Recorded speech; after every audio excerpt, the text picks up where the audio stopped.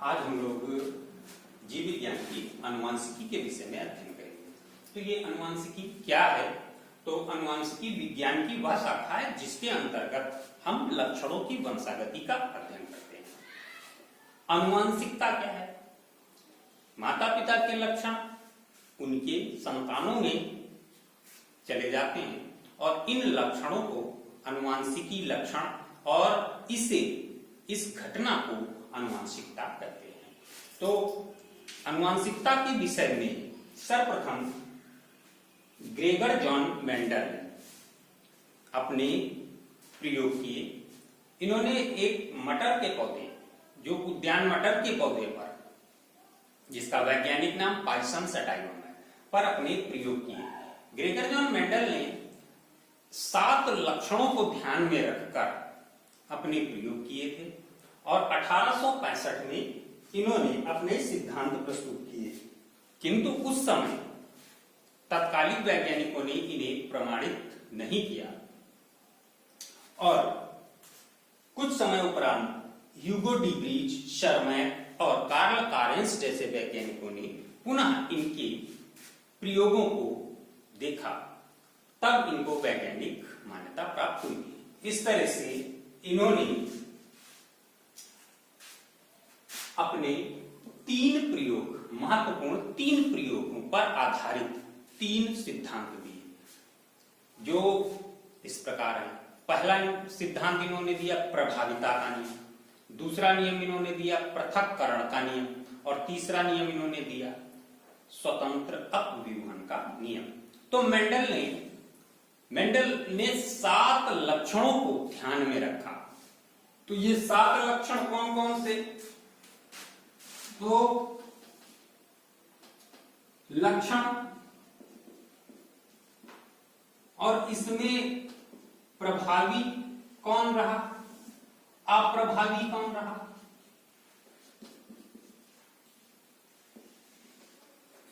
तो लक्षण लिया इन्होंने पहले तने की लंबाई, पौधे के तने की लंबाई का लक्षण, जिसमें लंबाई जो है ये प्रभावी लक्षण रही। लंबाई प्रभावी है और बौनापन अप्रभावी लक्षण। दूसरा लक्षण इन्होंने लिया पुष्प की स्थिति, पुष्प की स्थिति का लक्षण। इसमें प्रभावी जो लक्षण था अक्षीय, अक्षीय मीन्स एक्सल, और अप्रभावी लक्षण जो लिया वो था अग्रस्त पुष्प की स्थिति। तीसरा लक्षण मेंडल ने पुष्प का रंग, पुष्प का रंग, इसमें बैंगनी रंग प्रभावी लक्षण और सफेद रंग अप्रभावी लक्षण रहा। चौथा लक्षण जो इन्होंने लिया ये फली की आकृति, फली की आकृति। तो फली की जो आकृति थी फूली हुई, ये एक प्रभावी लक्षण था। और संकीर्णित,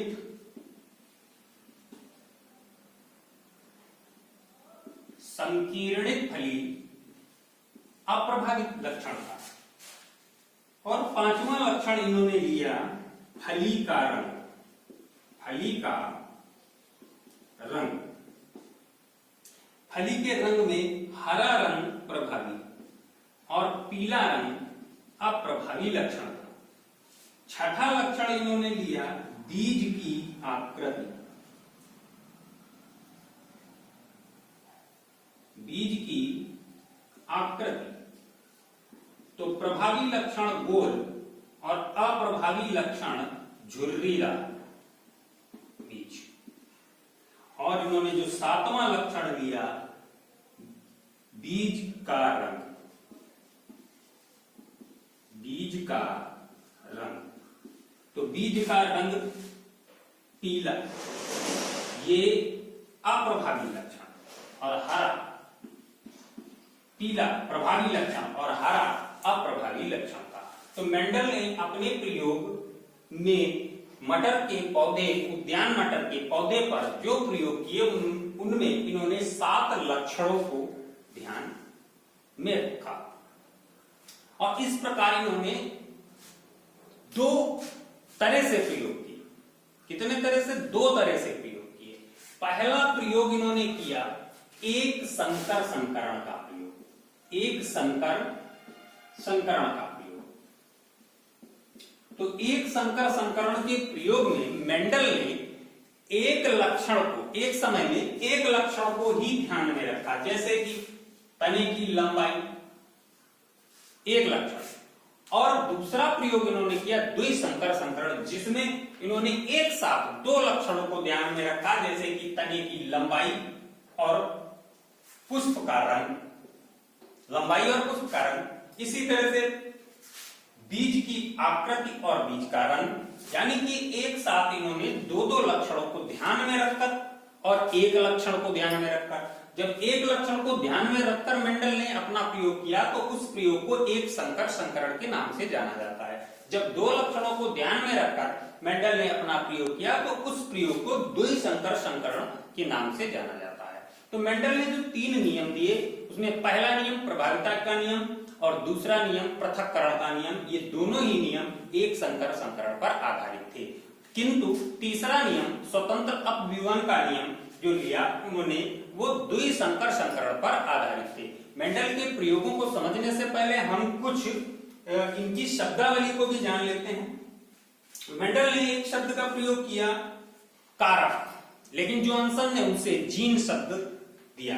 तो ये कारक या जीन क्या है?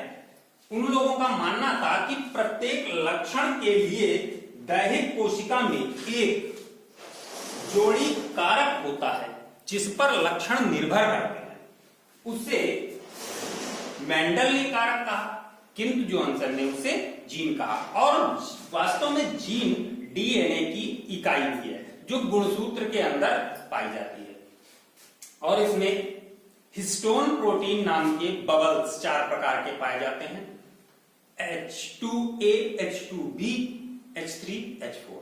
ये हिस्टोन प्रोटीन के बबल भी इसमें पाए जाते हैं, जिसके चारों तरफ डीएनए लिपटा हुआ होता है। ये सारी संरचना गुणसूत्रों के अंदर होती है। आप जानते हैं मनुष्य में 46 गुणसूत्र हैं। और दूसरा शब्द इन्होंने एलील लिया। ये एलील क्या है? एक ही लक्षण के तुलनात्मक रूप के जीन जोड़े को एलील कहते हैं। एक ही लक्षण के तुलनात्मक लक्षण के जीन जोड़े को एलील कहते हैं। तो इस तरह से मेंडल ने जो शब्दावली प्रयोग की उसमें जीनोटाइप लक्षण और फिनोटाइप लक्षण के विषय में बात की। जीनोटाइप ऐसे लक्षण होते हैं जो जीन पर निर्भर करते हैं, और फिनोटाइप ऐसे लक्षण होते हैं जो बाहर से प्रदर्शित होते हैं और जीन पर निर्भर नहीं होते हैं। तो इस तरह से इन्होंने 2 लक्षणों की बात की, जीनोटाइप और फिनोटाइप। तो मेंडल के नियम को विस्तार पूर्वक हम प्रयोगों के साथ अगले भाग 2 में पढ़ेंगे। तब तक के लिए धन्यवाद।